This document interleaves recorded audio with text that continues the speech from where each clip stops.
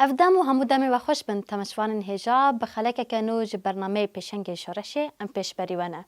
ام دوی خلک خوده لناوندا هنرک وصانه کبریا خبات و هنر خو بونه دنگ شورشا گلی خو بونه پارزوانین هنرا گلی خو ام لناوندا هنرگاه ولاتن کبریا آواز کلیپ و برهمین خو بونه دنگ و رنگ و دیروکا گلی خو اما ایرو ناوندا هنرگاه ولات ناو اندامین وان ده کارو خبات وان هر وها بچاوی برهمین خو چه دکن به هفره ناس بکن بمرابن ام کلیب کلی ور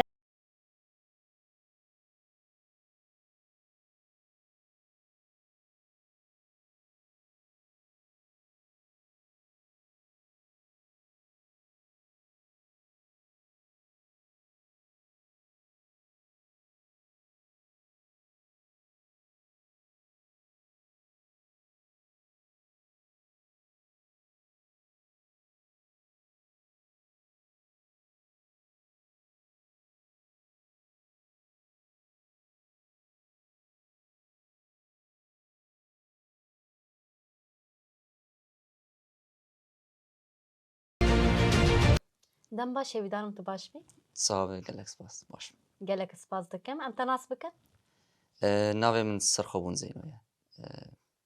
از قام شلومه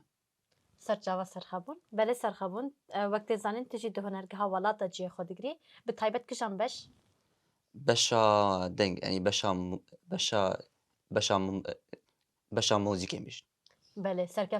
سرکفتنش ترا دغازم قوت بشتره دش کنگی و دست به خباتی کریه هری زیده ناو به خباتی کتا دست بکریه یعنی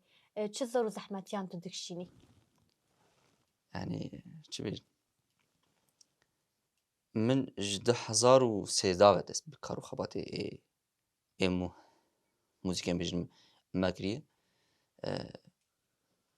جده هزار و سيزدا حطانها هلبت بيقومان زحمتي هبو شكيم درفتيها ج جنه پربونا و مادا کو از آنا کار دکم یعنی مادا استودیو به آنجی موزیک به ام بیجن جبر کو اما دب خود ناو جوا کامل کیم بو او جیبو زحمتی جبر کو از چوام کوی داره مج کیج من پرسیوات گوتو با سرخم کات چیکاریت که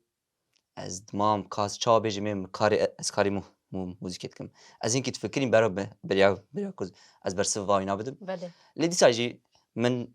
حاطاسه که من او برسه دا افجر وان زور زحمتي ابو الجيزه ترو اوك مقوت درفتن كيم بو شربو يعني دناف اتموسفيرك شر اوقاس بافشون ده حصار بو بيجم دول حصار وقت مقوت دور بيج بو دناف اوقاس كيم درفتيا ده كارو خبات تابت هنر پر زحمت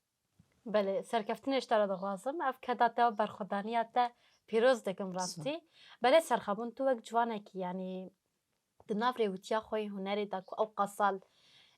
تک هدایه تک کار کریه تا خو پیش خستیه هر زیده هون وک هنرگاه ولات کنها هون لسرانسری جهان بتایبت چار آلیین کردستان دین ناس کرن دما دبیجن هنرگاه ولات راستی بالا حمیان دکشینن یعنی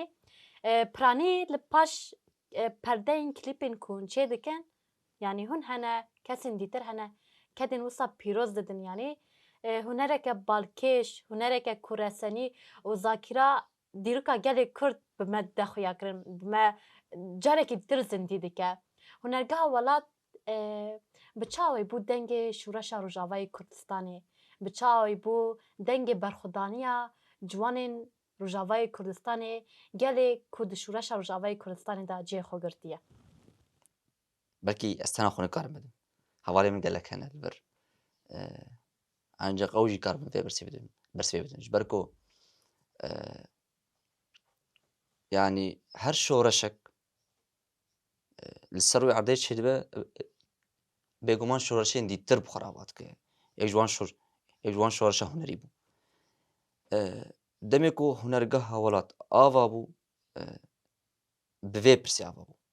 يعني بيجومان از نبحثا قناغن هنر قاولات ايجو تير درباس وز نبحثا وانتكم لي دناف كار وخباطات انجي دناف درب دناف درباس وان قناغ حماده برسك هات اوا كرن داف هنر قاولات چاوا اسكارم ببن برسف جبو اف سرپیهاتی برخوادانی کن آن الورچید من سروی عرضه چید بن از چه کارم ببین برسوج ویج واقع کو دناو او قازور و زحمتی ده دیسا جیان دکه و لسر آخا خود مین از چه کارم ببین برسف اف برس آوابو هل بد جبو کو ببین برسف جوان برساره لیکون جرد بین خوندن جرد بین فهم کرنا اتمسفرا گشتیا کو جواک تیت جیان دکه آنجی اگر کو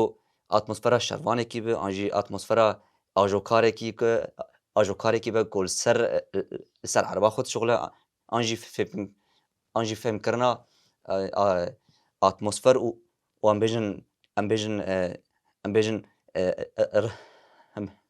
بیجن روشا آبوری ویج واکی به یعنی حمی آلاده اف برس هات گرتن دست و لسر اساسینا برس لسر اساسینا برس واتن داین برس فيجي وكو انا تاخو ياكرن برهم بون يعني يعني مثلا از بيجم از هيك بحثا علمي بكم يعني مثلا دمي كوستراند هات جمره ما تقول تمام دقاقي سترانا ما توناينا بيجن لايه اي باشا از بچم كوردي لا مينور بقرم دمي كو از بريا 6-7 سال بوم كوردي لا مينور الجمن هستك جدا قلت انا كا هستك جدا تقرا بله جبر قلت شما مروف تيدم ازن دبه گوهرتن شد به ایجا ما وی گوهرتن هانی ما آبید سرجواکی ما گوتام یکی آجوکار به چا حس بکه یکی شوام به چا حس بکه یکی دکتر به چا حس بکه یکی شروان به چا حس بکه اف پرس حمی آوابون حتا آسکن بون پرسش بیک جوان جواقا بشن جواکره جبرکو برهاما ما نتنی جوانک آنجی دایکک آنجی خورتکی شروان لبوی گودارد که یکی شروان جی گودارد که یکی دکتر جی گودارد که یکی اندزیار جی گودارد که فيش بروینا مجبوری حمی يعني حتاسك حمی بشن جواكي جي برشا باس بكي زحمتي هنا برشيبون هيا كيم درفتي هيا يعني انا تبيش مال قامش لو تجام بكي يعني از قواديش قامش لو هاتم از بحثا قوادي بكم كهرباء نبو مازوت نبو بله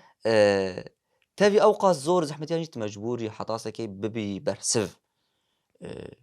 جوان تشتاره اي حتاسك وقت ما قلت برهم دركتن كار دركت ايدي وقت بيجي ام بون برسف انا او ويدمو ديار بك يعني بله صالين دم دريجر فين حتى قو ديار ببا كو قالوا اف برسفا كو مدى انجي افر همين كو دركتن راست حتى سكي بون برسف انا ام وينكر انا بيجن دم ديار بك جواك ويديار بك بله بيجوما ايدي وقت بيجي حطان هاتشات سر مليما وك هنرجه چکاری زاروکات به چکاری مزنات به جبو شورشید به هر چه به ما حتی اسکن بون برسف ایدی الخیات که برهمی کومت شکرنا ایدی او بریار جواکی و جواکی بریار ده ام نکارم بریار بنزده بله كذا وسع بجارة كديتر بله سرخبون يعني تقول يعني دسبكا شورشا رجافای کردستان ده ناوریویتیا او قصالان ده یکوت درباس کریه جانا خود دریویتیا هنری ده نهاد دروشا هنرا گلی کرد بچاوای دنرخینه بره چاوا بو و نهاد چاوا بو و نهاد گشت یک کجان آسته و پیوسته دکجان آسته دابه اف هنرا کو او قصالان راستی هر جورین اسیمیلاسیون قرکرین و تونکرین راته هر هنرا کو دبن زختین گلک دجوار ده دی صاحبونا خو پاراستیه الروشة هنري لكردستان ولروجافا روشة مين هذا ديار كر يعني بيران كي فكري بيجم بريا في الشر يكوب سرمد هات مها يكاد واده روشة هنري أو رشبو يعني ما تشجي أنكر روشة هنري أو بوجي يعني بله خوياي ما وك هنرجي حتى أصلك ما كيم وكرتاسي خست كارو خباتي خده متام جواك أخور متام هنك تشت مديار نكر كو أم جرك شاب أم جرك شاوج يام بكن أم جرك قاوين خوي بيش أم شاب باوجن از دما وات شاد بيجم از نكود بيجم جرك مرولا سياسة مدارة قرطبا أنجي مرولا كسين كو كاري عسكري قرطبا نا هاد بيجم جرك مد هنرا خود حتى أصلك ما أوت شايج جواكير داباد يار كرن روشة هنري أو تشتا تایبەت مندیە هونەرگا هەوڵات ئاکۆ هێشت تدی ئانا کات تل چ بەرهەمێ گۆدار دکی تل چ کار و خەباتێکی گۆدار دکی دەمێک و تشتێکی ناسنامای هونەرگا هەوڵات تێد هەبێت جیرە ئێ گۆداروان بەلکی ناوێ هونەرگا هەوڵاتی نەببن قەت گودار نەکرد بێژی ئەما بێژە ئەف کار دشبە وی کاری ئەو کاری دیترژی بکونی یەک کاری هونەرگا هەوڵات بوو هەبە تایبەتمەندیە کارێ دەنگێ هونەرگا هەوڵات هەیە بله ئەو تایبەتمەندی یەکیش سەدەمێ نوێنا ئەو بوو کۆ کەسێک لە هونەرگا هەوڵاتنی ئەکی بەردەم رحك هيا ئەکی بەردەم پێش ینی مەسەلەن دەمێک و بەرهەم تێ بەریا موزیک و بەریا ئەم گاوێن قەیتکردنێ باوێژن ئەکی بامای ئەم هەفتوورە نیقاشتکن کام vê بەرهەمێ چ بکن jê ئەم چ نەکن jê ئەم çi ئەمورا tevlî bikin ئەم çi hestî tê de ava bikin bêyî ekîb me ti gav neavêtî li vê hunergehê yanî meselem belkî hinek kar hebne hinek berhem hene navê hemî endamên hunerga welatê tê dinîne lê ez vêna teqet bêjim tiliya hemî endamên hunerga welatê de heye بله ev jî yek sedemên ku hunergeh tê de gav avêt ez vêna bînim ser rewşa hunerê li Kurdistanê an jî li Rojava hinek karên me ne ekîb ew kêmasî heye تاكا كسية take kesî ye her kes dixwaze ewl pêş be بله min got yanî hemî karên hunerga welat belkî navê hemî endaman tê dinîne bî بله لي ama رحك tiliya hemî endama jî tê de heye رحك بين صدق ekîd ew ya bêguman yanî tiliya hemî endamên hunerga welat tê de heye nerîna hemî endamên hunergehê tê de heye ev hinkî dihêle yanî dihêle dihêle zêniyetê wisa li cem endam û karmend û xebatkarên hunergeha ava bibe ew zêniyet çawa ye ku bêyî ekîb teqez berhem nikare çêbibe بله bêyî ekîb berhem bi çi awayî dibe belkî berhem çêbibe wek stran tembûr e li vir tembûrê li vir korê li vir sorê belkî berhem çêbibe lê bêguman yanî wê bêrex be wê hestê ê ku kom wê tê dikêm be يعني طعمة فان كاري واو خباتي وا بحميارة بأندامين وا حميارة أنجا قوسا يعني أم دبينن هركز دبينه راستي خباتي كو هنرجها ولاد دكا جهرين بوينك وي جاز بوينك وي يعني جالك ديار قوسا بالكش هاي يعني أف يك جفت جرا جرحي وي يك جشبنا وي روحي جيانا وي يك جوهرة وي يك كنا خدا هنكارو خباتان دكا راستيجي برسام مني هاي زيدا كو از مراغ دكم برس بكم وبري كو از ورم جي قالك بالا من دكشان قالو هنرجها ولات ويج استرانك شورشگري هريمي وبكار باسترانك ناف نتوي در خبش استرانك كوبالي توي جهاني استرانك ناف نتوي آفا بك قالو تب بلانين وي فيرنجي هنا و هنرجها ولات بكي جا آستك فيرنجي yani ez bêjim plan heye nîne planek vî awayî nîne lê planek çawa heye yanî ez vê jî bêjim hingî cebheya hunerê çêbûye hingî kar û xebat li Rojava û Kurdistanê hemî pir bûye hejmara me pir kêm بله yanî fikr û nerîn û berhem pirin ku mirov çêke ama endam kêm in endam pir kêm yani صدم چیه sedem ji ber ku min got me di wê ده دەستپێکە ئەخاف ناخۆت گوت ji ber ku taybetmendiya karê hunerê ev e karmendên hunerê li vî welatî pir kêm e. بله Yek ji delala vî tiştî ku anaka huner li welatekî hebe li welatekî pê huner li kîjan welat bê eger ku li pê pêş be çi sînema dibe çi şano dibe çi mûzik dibe têsandina wê hunerê li erdingarî û li şêwazê jiyana wî welatî jî tê kirin. Erdingarîya me pir nexweşik e. Sedem jê ji ber ku huner pir li vî welatî kêm e. Çima? Ji ber ku heger hebiya wê avahiyên welatê me pir xweşik bûye. بله راست Heger hebiya wê kolanê welatê me pir xweşik bûye. Heger hebiya wê rengên dîwarê welatê me pir xweşik bûye. Wê keskayî li welatê me pir hebiya. Ji ber ku pir kêm in xebatkar û huner jî li welatê me kêm e bêguman cebha me pir fireye. Yani ji bo ku tu hunerekî li vî welatî ava bikî ne tenê tu gerek mûzîkê bikî. Ne gerek tenê tu şano bikî. Tu mecbûrî mûzîsyen bî, tu mecbûrî şanoger bî, tu mecbûrî endezyarê avakirinê bijî memer mîmariyê bijî ji ber ku tu dixwazî ew huner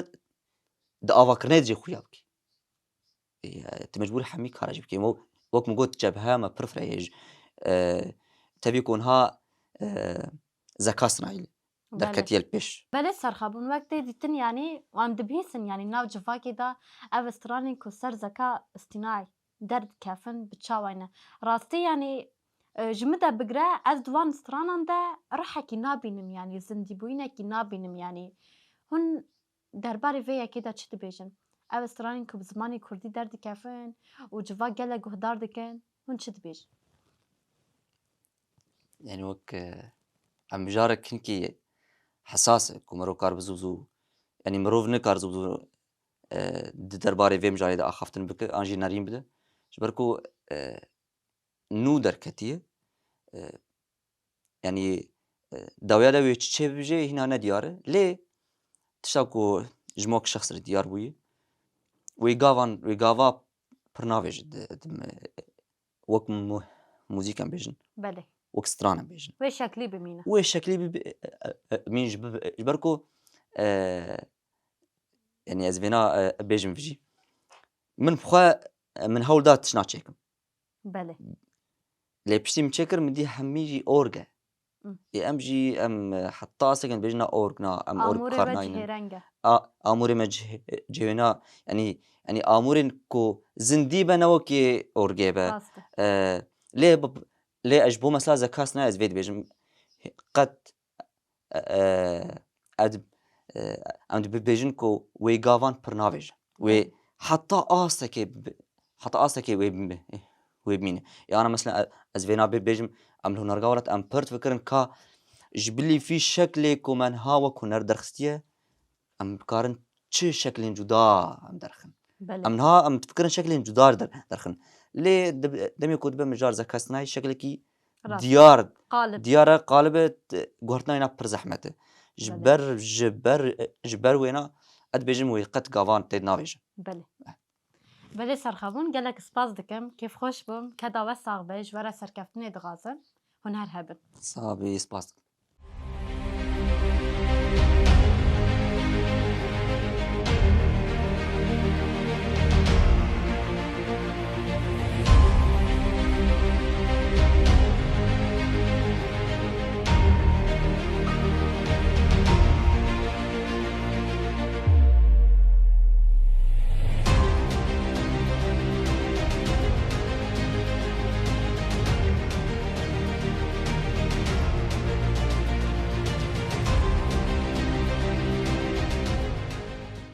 دم باشه و دارم تو باش بی سرچاوه سلام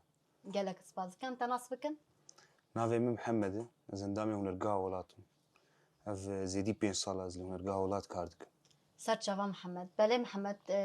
دانه سر زمان تا اندامه هنرگاه ولاتی اف دمک درش تو کار و خبات هنرگاه ولات دیدی مشانده تو کجام باشه پرانی کار دکی انا هنرگاه ولات گلک بشه هنی یک جه بشه دانسی بشه دیتباری اگوستیت کار دکم و بشه دنگ هی از بشه دیتواریت کار دکم بشي ديتباري ام جي 4 كسا بيكتير بله كذا وصعبة هر همن صعب بله محمد وقت زانين براني يعني خباتي و برهمن كوهن دردخن پیش يعني دا أصلا كجلك بلند يدي باري داير يا راستي خباتك يعني جلك بالكشة يعني هن در بتهيبت ملي يعني قرتنا ويدي منان ملي دنگ وهر وها يعني داوية أنجام ويدا يعني راستي خباتك لايقي هنرا كردي درد كفا پیش محمد اف خباتي تا كنت نافي كارو خباتان دا او بين صالة كاردكي بتشاوي دس بيبو هربها نهاجي بتشاوي اف خباتي كنت دكي هيا كجان أصلي الهمبري في خباتي تاتو كوشين دا مشاندن تاتو بيجي في أصلا نها يعني نها از بيجومان تفي باشا ديت باري كاردكي باشا كي هاري سركة كنا هنري دا جهد جرا تتكارج مرا بحسبك براستيش خواز دما تبلي هنرقا اولاد بوم ملكيني كفال مهوالي مجي من يعني تشتك سر هنري نظامي براستي هنرقا اولاد دسبيكي نتدهن قناغر درباز دبي حتى تتي قبول كرن وام همج هنرقا اولاد كسايتي يعني كسايتي ابات كن باش كار جبر خفتي انا هجي كاري ما يعني وقت بيجن خوشكه ابنا هنك سدميه يعني يكجي جبرجو محمب هفره بشي دنجره باي درهنر باي مونتاجر باي در محمب هفره بريوينا دنام نقاشر كاردر بازمه انه افكاري هان ولويه جرك ولو مثلا دوارين سر شوازي كاميري بتشلن ساورن كشاندن بتشوازي ور كشان كرن لكيجا قندي ور تشيكرن يعني افقش همه بدريا نقاشر بهفره حوالي مي برودكسيونر دي نقاش كرن بلاناوي تي تشيكرن ليكولين سر تيكرن ام حتى هنك ميناكاش خور درتخن انه بشكلي تشاوب اف كليب دركبه حمد سري مد تي تشيكرن حتى ايغو بري مونتاج بك شكل مونتاج عينات سرينات تشدبه فهم بلانر تشدبه حتى جو كار باش درت يعني تشتكلو هما اجبر خوف بناي بله بيكمان يعني كذا كي جالك مزن تي مشاندن حياة دس بيد بقى ويعني جالك زحمة ياجر درباز تي بيرامه مثلا يعني جانا جي الفرما حاضرتي كيشانت كر مجبور ما نمجي خوالا بكن جبرجو الدرون سرسري ما مش برجو نزاتشون يعني جالك زحمتي بمردر بازن حتى جو وي كاري خو ام تشيبكن جانا جي نكفالي ما نكاري بون هاتو بانا هنركي ف يعني قناغن زحمت وشي درفتين كيم جي حبكي يعني حتى اجمتي ام جانا كاري خو درنج جتخن بس ام تشتا سري خود اقوم تخوازن بيك بله كذا وصعبة بله محمد طاني صار زمان يعني حياة برهمة كدار كافيه يعني هم قالك كدن قالك يعني بلان سازي شيء لكن حياة دار كافيه ميناك برهمين وي داوية كدار كاتيا أو جي كيني بو شخص دم جيرات شو حياة أو برهم دار كاتشي بو أنا كيني بحاضرتيا ما هوني وكي تقريبا حاضرتي جيرات كرن جاليه جلوبرگ ده علیه پرودکسیون های علیه دیکور ده و دیکوری بچکی زحمت بو حتی هات شکرن وکی ده پاش دورا 4 روزان کشان های هات کرن و پاش کت قناغا مونتاژ ده اوج دورا 10 روزا پاش چو رنگ اوج دورا 3 روزا حتی افکار چه بو دورا هفته کسی متید کار کر یعنی حتی افکار لو خوشک در راستجي قالك خوش بو وقالك جواز بو بله محمد يعني برهمين ما قالك نشخو جدما افكرنا هنرجع ولاد حيانا قالك برهمين وين بالكيش راستي برهمين وصا بيروز دركتن بيش هري زيدا كجان برهمي هري زيدا ناو جواكي دا ناف قالي كردا دنگ فدا اي والله يعني نظام زي في تشا برسبا بينا بدم جبر حر انسان تشتا سريد جداي بلكي هناك بينات عجبين هناك بيننا عجبين بله بس بتايبت اسراني إيه مثلا بشكي طعمه فلكلور بي او انا ناف جواكيت كيف اجي مثلا ميناك قربو بدنجي شربان باديني كيف اخل كيف برجر هات وحتى انا جين دورا 20 مليون مشاهده سر هاتي تماشا كرن فخل كيف هناك قال كي جرتي وجا هروها مثلا أنا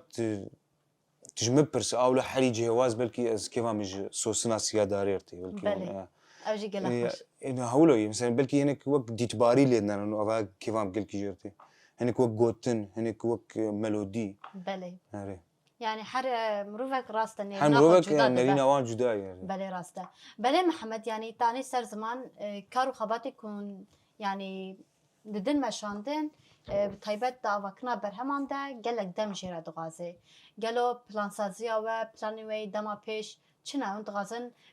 vê carê bi çi rengî berhemekî derxin pêş yan tu wek Muhemed tu hez dikî hunera Kurdî bi kîjan rengî derkefe pêş nêrîna te bi çawa ye أنا تدي وقت نلقاها ولات يعني أفشنجاجم بيجن هناك خطي وين belê مثلا ميناك سراني زاروكا وقمت مالا كالو وهروها أنا سرانتين حاضر كن دورا بينش سرانة هاتنا حاضر كن belê وكيد السر كليب يوي معنا وهناك أنيميشن هناك وكيدوي ورن تشيكرن فأف خطك سراني جاليري يك جي سراني نوجن إيجوم تشيتكن يك جي يجنين جهي عزف المنفرد كسك ليتخ أو جي أفانا قشت بلاني دنا وهناك حاضرتي جوارتي كده ودمي بيج يعني بروجا برن براستي أنا سرانك ديجي دي بلانا مدية ناخذ له هنا ديار بكن بلا سربرايز يعني بلا سبرايز بو از باورمي كيف خلكي قال لك يجرب belê em jî bawer belê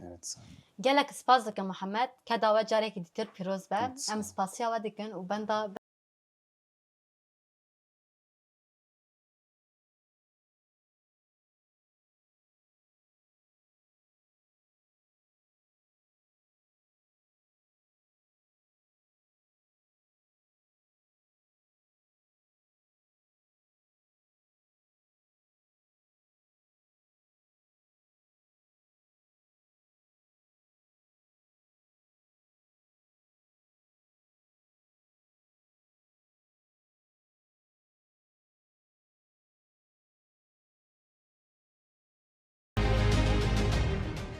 dema te baş be hêvîdanım tu baş bî أي سرجاوا قالك بخير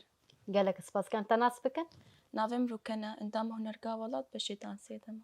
ser çava rûken em nasîna te kêf xweş min dest قالك pêkê سباس belê rûken wektê zanîn hûn jî di hunergeha welat de beşê weyî cûr becûr hene tu jî di beşa dansê de cihê xwe Rast e. digirî wek keçeke ciwan keçeke xweşik nazik di vê beşê de te cih girtiye tu dikarî ji me re behsê bikî behsa rêwîtiya xwe ku ew qasal tu vê beşê de meselan tu kar dikî tu dixebitî tu xwe perwerde dikî ser govenda Kurdî راست دما كو مدس بدانسي كر بريد الصالان مدس بدانسي كر فرمي ايدين بون ام كاري دانسي ام دكن ام بينج كتشكن او جي نافي كوما نارين ما خوست ام ليبكن او جي بريد الصالة مدس بكر بر آلي كاريا ما مستروجدا وما مستشيرو هندي قالك يبون مر آلي كارك وحتى انا مكان في استا هون دبينن ke dawan sağ be قالك سباس دكم راستي وقت دسبيكي قالك زحمتي مكشاندن جبركو جاري كمين لروج آواي كردستاني دانس تي بيش كشكرن جبويجي جارا يكم قالك المزحمت بو جبركو جارك تجارة ما دانس نكريا آلية لاش و آلية فكر و چاوا از جبركو دانس نتني تفكرن دانس ب تكاري بريا دانسي ديروكا كي بدي خويا كرنت أفسانة كي بدي خويا كرنت تأيشة كي آزارة كي خوشي كي بريا تفكرك تني تكاري دربيرينا فانشتانا بكي جبويجي قلكي زحمت جبومتي جبركو هر أمفيري جوفنت بونا جبركو جوفنت هر كوم بهفرية تاني دست بكارت يعني جي لينك تيب كار أنين بس دانس نا و في آوايا دانس تك دلاشي خو قشتيت كي خزمتا دانسيتا جبويجي بس أدما أنا دا جبوما خوشتر بوي أم فير بونا لاشي ما إيدي فيري دانسي بوي لاشي ما هات ودبي لاشي ما إيدا جبويجي أنا بله. باشتر بوي ke dawa sağ be quvvet dijbere belê rûken te behsê kir yani berî vê du sala we dest bi xebatê yani fermî we dest bi xebatê dansê kir راستا Piranî herî zêde yani tu di van xebata xwe de rêwîtiya te yê hunerê da بتایبەت چما دانس هەڵبژار ڕاستە وەکم گوتی دانس بەشێکی نو بوو gelekî cûdad hat ji bo me ji bo wê jî xwest ez dansê bikim û herm ez şanoger bûm ji ber ku di dansê de jî tikarî hem şanogertiyê jî bike û hem dansê jî bike yanî tikarî mîksekê navbera herdu ka çê bike ji ber wê jî min xwest ez dansê bikim gelekî xweş e hilbijartina te jî spas. gelek xweş e bi taybet wektê zanî yanî nav civaka gelek Kurd e yanî milê dansê pir kêm e yanî Rast e. gelek vê beşê yanî xwe perwerde nakin ser lê bi rastî jî beşekê gelekî cuda ye wan we dibînin yanî gelek jî we dişopînin yanî berhemên we hûn bi çawa xwe perwerde dikin rastî gelek bala gel dikişîne Rast e. keda we pîroz be Gelek keda spas. mamosteyên we pîroz be hûn niha bi çawa xwe birêxistin dikin hûn bi çawa perwerdeyê xwe dibînin her wa zor û zehmetiyên ku we di rêwîtiya xwe vê dansê de kişandiye bi çi Rast. awayî ye وەک destpêkê em çawa em prova dikin jî em çawa xwe fêr dikin em her roj 2 saeta hem spor dibin hem yoga dibin di dor de jî vekirina laş em girîng dibînin û em masûlkeyê xwe xurt bikin ew gelekî girîng e ji bo dansê ji bo ku êş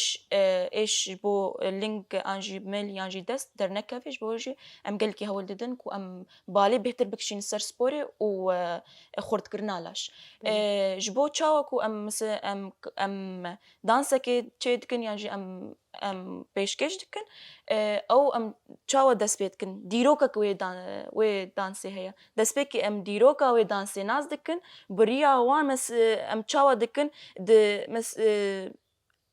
dan çîrokê em didin xuyakirin dûvra biriya wê em dansê em tevgerek şanogertî bê bis em biriya em dikin çi em dikin dans belê ji bo ku bêfêmkirin çi tê ji kirin ber yanî çîroka her dansekê cudayî yanî rast e li paş her tevgerekî çîrokek wê heye Rast e. lêrînek wê cuda heye Erê, gelekî rast e. baş e erê ji bo wê jî û ji bo zehmetiyê me rastî di 2 sala de me zehmetiyên herî me kişand ji ber ku ciyê me dansê tune ye ji ber ku salek dans ji bo dansgera tune ye ji bo me ji ber wê jî em hem dibînin em li vê saleyê prova dikin em diçin lîstikgehê em me prova dikir em diçûna navendê meselin cuda cuda ê ku dikê wan hebûn me çû prova dikin ji ber wê jî ana gelek pirzgirêk gerek êş ji bo laşê me çêbûne ji ber ku ciyê ku me dikir ne çê dansê bû yanî rixmî ew qas kêm derfetiya jî dîsa we dev ji yanî hêviya we û kar û xebatê we we berneda rastî jî keda we gelekî pîroz e ji berek serkeftinê dixwazim belê rûkentanî ser ziman yanî yanî dansê ku hûn dikin çîrok li paş wê hene yanî bi taybet dansê ku hil dibijêrin yan bala we dikişîne çi ye hûn ji kîjan dansan herî zêde hez dikin rast e ji bo ku em dansekê çê bikin em gelek lêkolîna dikin gelek lêkolînê dansên girêdayî mijara me em dinarin ew jî ser social media li ser YouTubeê ser Instagramê em temaşe dikin û em dibe nîzîkî wî rihê me em biriya çawa teknîkê yan ji ber ku mamosteya me tune ye belê ji ber ku mamosteyê piştî masa roj de ev 2 sala ev salek bêhtir em bê hûn mamoste bi xwe xwe perwerde dikin nav xwe ji bo wê jî ji bo me gelekî zehmetî ji ber ku fermî me xwendin dans me nekirî ji bo wî cara yekemîn ji bo wê jî min gelekî êşa dibînim biriya dîtinê duriya nerînê ji tiştan ra biriya nerînê ku em li darê dinarin em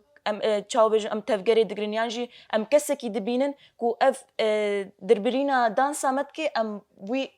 çikê dikişînin belê ji bo wê jî em cuda cuda li tişta dinarin ji bo ku em karîbin dansekê biafirînin belê bawerim herî dawiyê herî zêde dansa we yan guvenda ku we girtiye yek ya genim bû ya dîtir ya keynê bû rastî jî ya keynê gelekî xweşik bû bi taybet cilê we yanî tevgerê we pir balkêş bû yanî reseniya çanda jina Kurd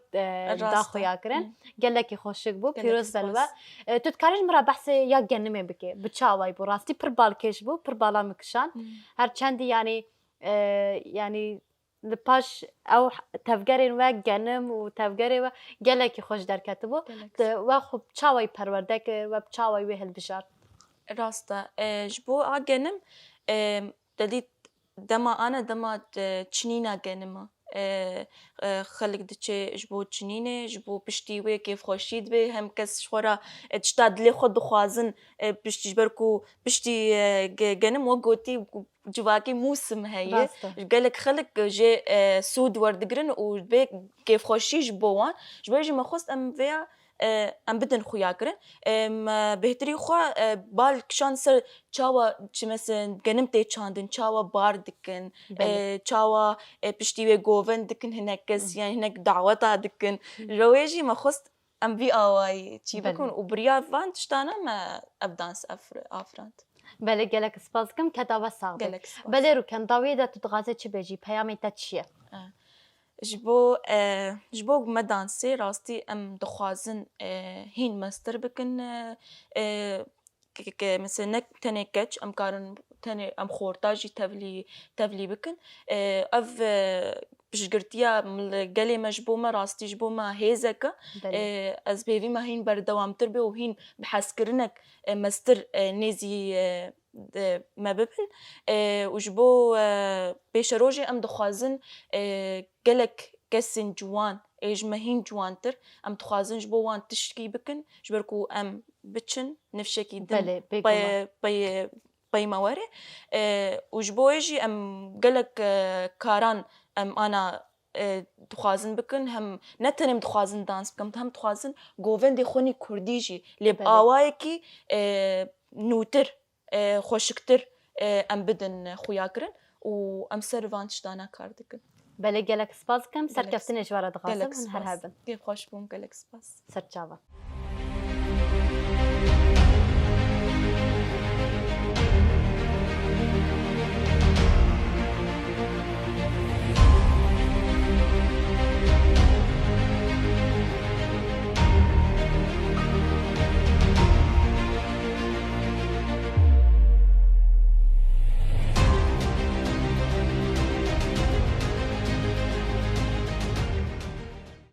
دم باشه ویدارم تو باش بی دم باش سرچاوا گلک سپاس کم تناس بکن از سیدارم اندام هنرگاه ولات بشه دانسه دا جی خود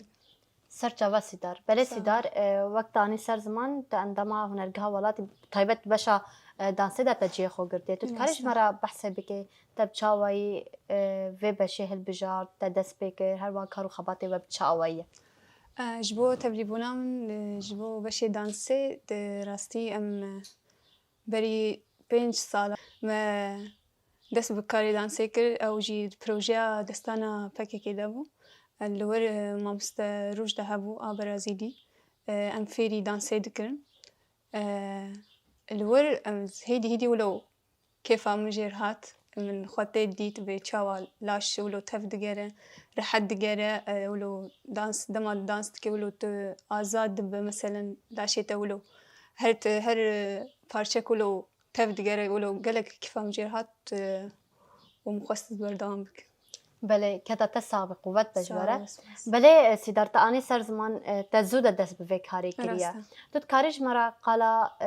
یعنی به طیبت دریوتیا تای و کاری دا بره تو چاوی بون هات تو چاوی بو چه گوهرتن ترا چه بو جبو لاشي مجي دسبيك راستي زحمت وجبر من دانس فيري دانسين نبون يعني ما نزاني بدانس شي ما بحتيري خوا ما جوفندك ما جي تي ولو لاش دوي حشك ببا ولو اللينك تاني اللينك بحتيري خوا تفدقرة إجا لاشي ما بر حشكو هيدي ما فهم كلمة تفقرة لاشي وخا فهم كلمة تزاني أم زانن أنا بيشاوا تفقرة لاش ويشاوا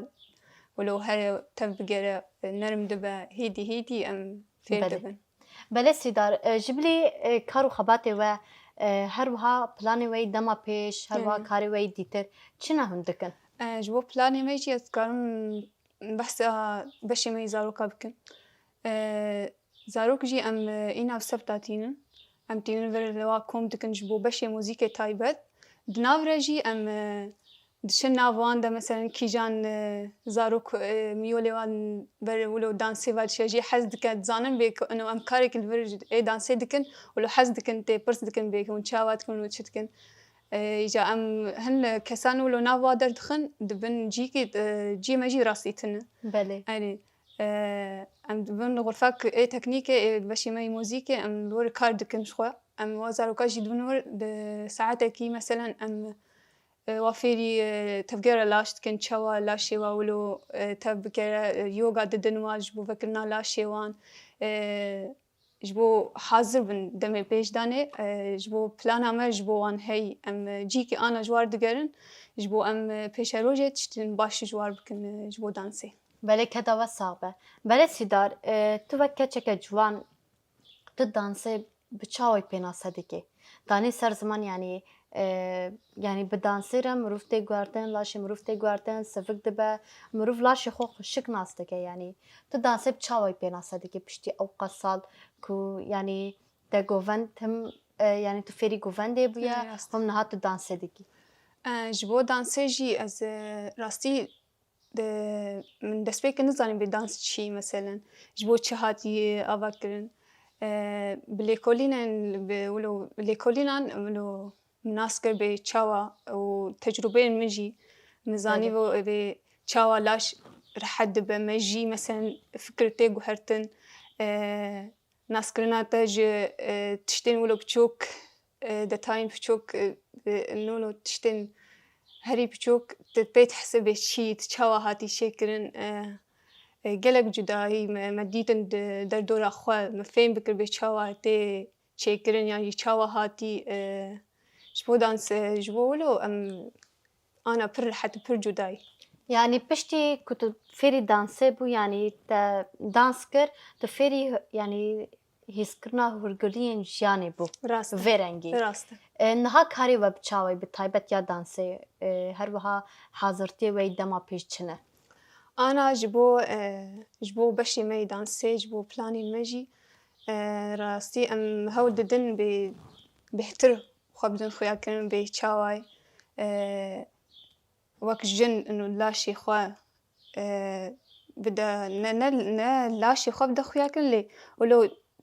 تفكرين جياني بريا لاش بدا خويا كرن بله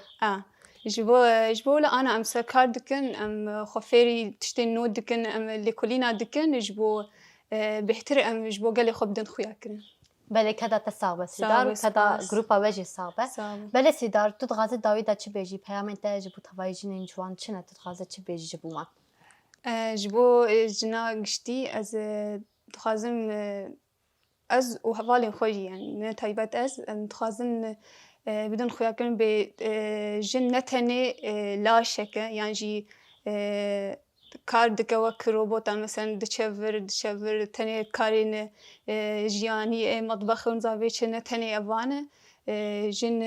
تشتکلو پیروزه گرک ام قدراوی بزانن ام بکارن تشتین باش بدون خویا کرن جبو کسین پیشیامجی به رنگ خوش باندور بله بله گلک سپاس کم سیدار کدا و صعبه هر سپاس خیر هاتن سرچاوا سرچاوا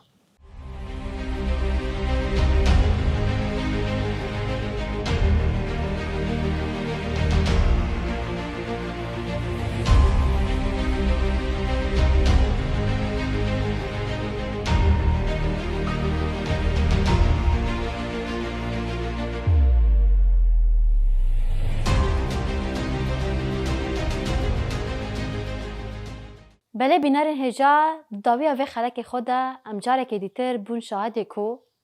چکه هری بهیز همبر همو جوره قرکرین پشافتن و آسیملاسونه هنره هنرگاه ولاجی جاره که دیتر اویک بمدا ناس کرن هنرگاه ولاد نتنی ناونده که هنریه لی او آرشیف و ذاکره هنره جواکه کی و دیروکا جواکه که به اوایی ام گشتن داوی خلق خو به هیوی ما که دمک خوش مرا در باز کرده هیا خلقه که دیتر ببین ناف خیر خوشیه دا